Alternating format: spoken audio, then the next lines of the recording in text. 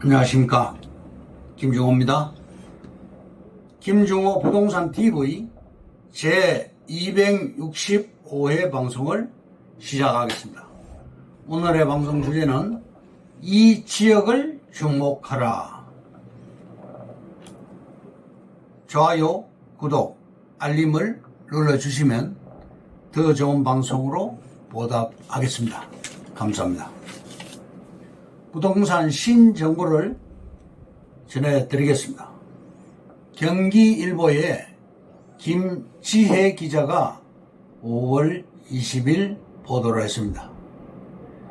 인천 서구, 경기 김포시 5호선 지하철 연장 전격 합의, 검단 신도시 경유 건물살을 탔다.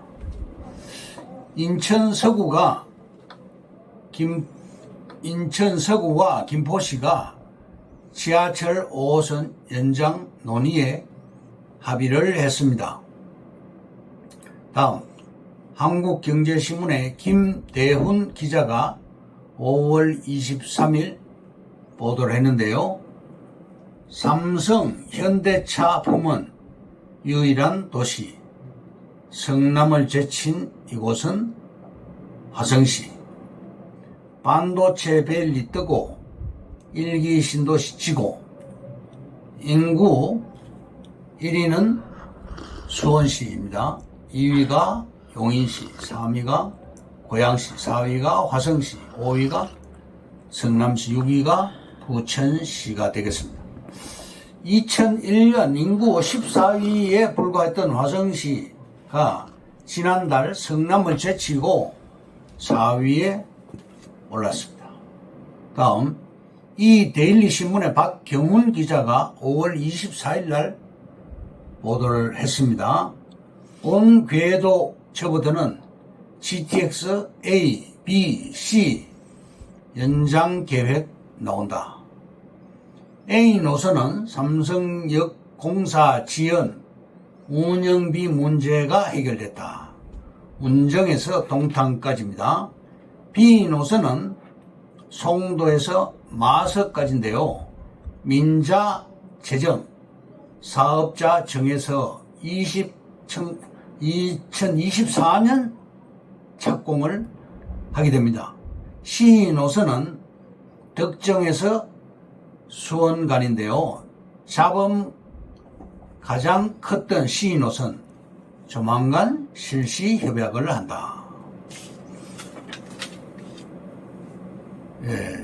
GTX C 노선의 도봉 구간, 지상으로 하느냐 지하로 하느냐, 해당 구간은 지난 11일 원희룡 장관이 공식적으로 지하화를 확정시켰습니다. 엄마 아파트 관통 노선 변경도 일축을 했습니다. 국토부는 C 노선은 실시 협약을 상반기에 하고 착공은 금년 내, 완공은 2028년 개통한다는 방침이라고 밝혔습니다.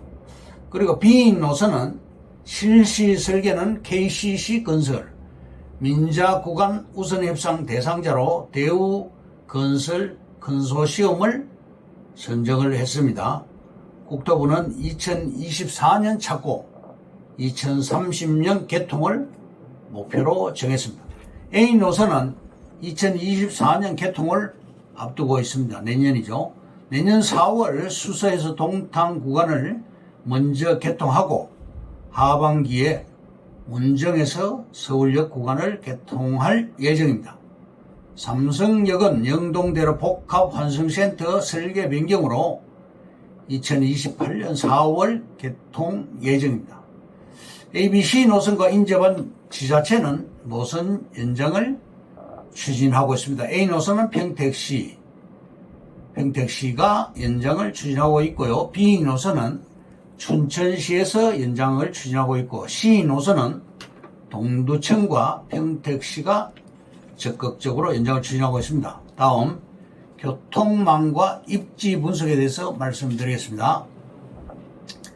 될 만한 부동산이란 곧 입지가 좋은 부동산을 뜻합니다. 입지에 가장 큰 영향을 미치는 것은 교통망입니다. 송파구의 경우 수서역에 들어선 SRT가 호재가 되겠습니다.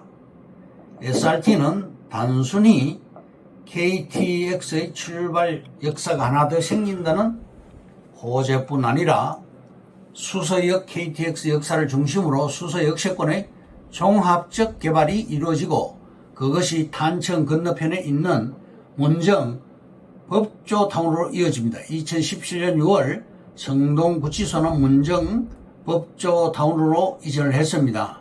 깊이 시설이 사라졌고 성동구치소 부지를 어떻게 개발할 것이냐의 수면 위로 떠오르면서 인근 부동산 매매가도 상승하고 있습니다. 이처럼 새로운 교통망 때문에 그 주위가 어떻게 변할 것인지를 분석하는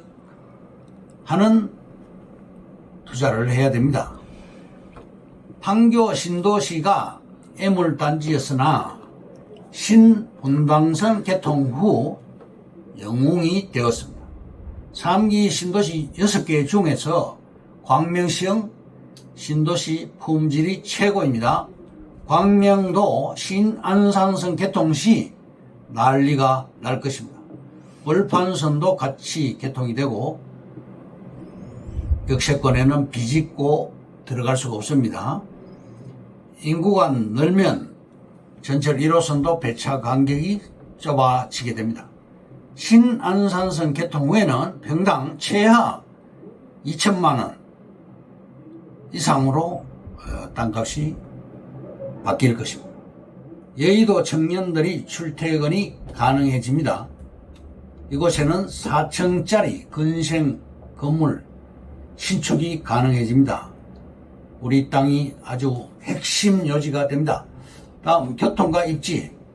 첫째, 철도망 건설을 중심으로 진행 절차 및 고려해야 될 사항이 많이 있습니다. 두 번째, 국가 철도망 구축 계획을 파악해야 됩니다. 철도 계획의 최상위 레벨입니다. 국가 철도망 구축 계획.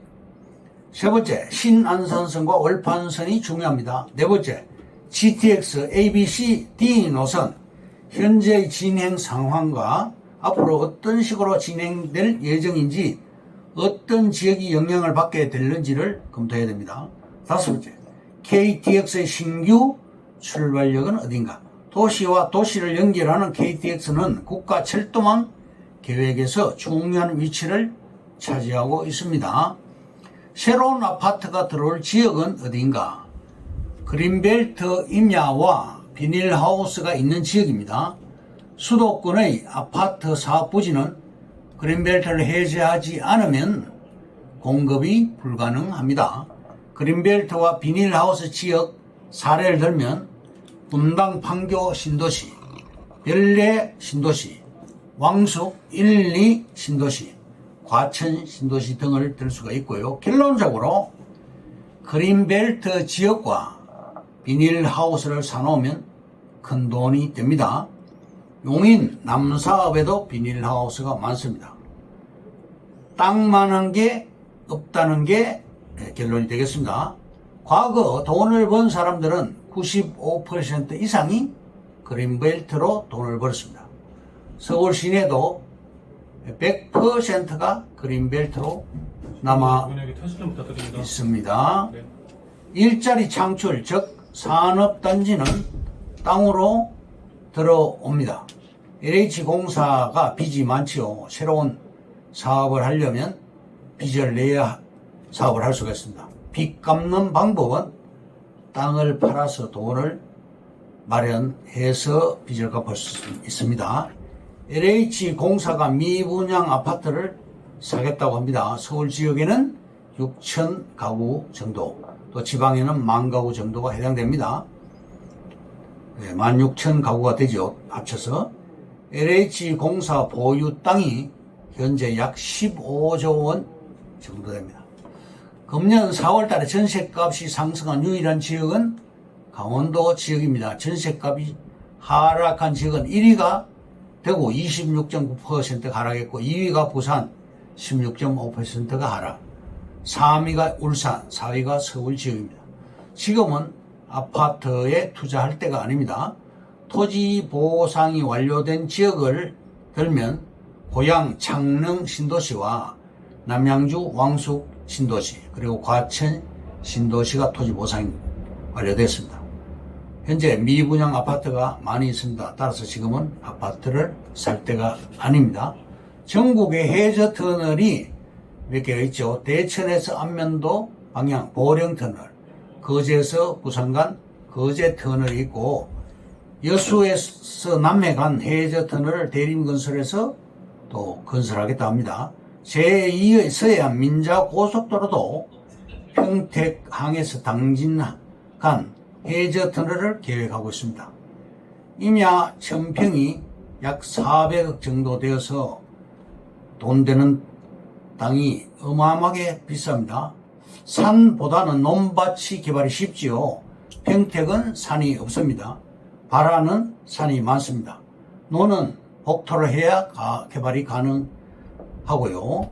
산에서 흙을 가져와야 됩니다. 세종시도 산을 9개 까서 개발을 했습니다. 사례를 들면 울산시의 산마다 커피숍이 들어가 있는데, 강화도에도 조망권이 좋은 지역에 있는 식당이 값이 비쌉니다. 돈 되는 땅은 많이 있습니다. KTX 광명역, 수원, 동탄, 아산역이 있는데, 결론적으로 GTX와 신안산선 월판선으로 인해서 광명역에서 여의도까지 10분, 삼성역까지는 10분으로 바뀌게 됩니다. 여의도에서 광명역 10분 거리 땅이 아주 대단히 유망합니다. 여의도에서 10분 거리에 가격이 싼 땅이 없지요. 땅은 미래 가치라고 할 수 있겠습니다. 정보가 돈입니다. 판교역 500m 안에 지주, 땅을 가지고 있는 지주가 희귀합니다. 광명도 비슷합니다. 서울에서 광명 간 고속도로 2025년에 완공 예정입니다. 핵심 교통 인프라입니다. 익산에서 수원 거쳐서 광명, 서울, 문산까지, 그리고 또 광명에서 서울까지 20.2km를 현재 공사 중입니다. 광화대교 IC를 연결하게 됩니다. 그러면 오늘의 방송 주제인 이 지역을 주목하라에 대해서 말씀드리겠습니다. 국가 철도망 구축 주요 추진 과제를 보면, 첫째, 용량 부족을 해소하고 단절 구간을 연결하는 등 철도 운영 효율성을 대폭 제고합니다. 둘째, 전국 주요 거점을 2시간대로 연결 목표입니다. 셋째, 대도시권 통근 시간을 30분 이내로 단축하는 것입니다. 네 번째, 안전하고 편리한 시설을 조성하는 것입니다. 다섯 번째, 산업 경쟁력 강화를 위한 철도 물류 활성화를 목표로 합니다. 여섯 번째, 통일 시대를 대비한 통합 철도망 구축을 대비하고 있습니다. 다음, 주요 전철 노선 및 유망 지역을 보면, 첫째, 신안산선 서울 10호선이죠. 포석호 컨소시엄에서 공사하고 있습니다. 여의도 파크원 개발 사업도 포석호 건설에서 공사를 하고 있습니다. 시흥, 장년지구, 목감지구, 석수역, 인근지, 광명역 등 유망합니다. 다음, 오늘의 주제인 이 지역을 주목하라. 첫째, 광명역 6개의 철도 노선과 5개의 고속도로가 만나는 핵심 지역입니다.